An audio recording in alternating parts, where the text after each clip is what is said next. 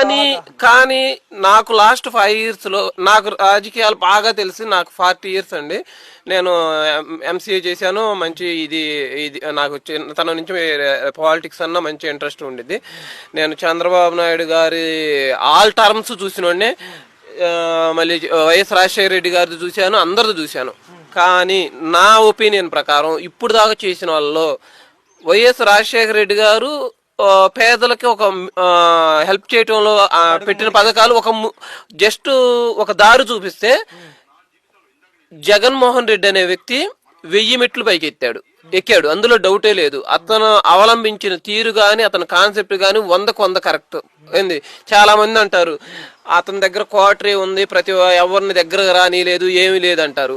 కానీ నా పద్ధతి, నా ఆలోచన ప్రకారం చెప్తున్నా, అది కరెక్ట్ వే. ఎందుకంటే ప్రతి ఒక్కలో చేరితే ఏమైద్దో తెలుసా, దోపిడీ అయిద్ది. నాకు అది ఇయ్యాలి, నాకు ఇది ఇయ్యాలి, నాకు ఇది ఇయ్యాలి అని అడుగుతారు. ఎవరైనా అడుగుతారు, ఎమ్మెల్యేని అడుగుతాడు. ఇక్కడ ఇప్పుడు ఒక మైనింగ్ ఉందనుకోండి, అది నాకు కావాలని అడుగుతాడు. ఇంకొకళ్ళు వచ్చి నాకు కావాలంటాడు. అందుకని అలాంటి క్వార్టరీ దగ్గర ఎందుకు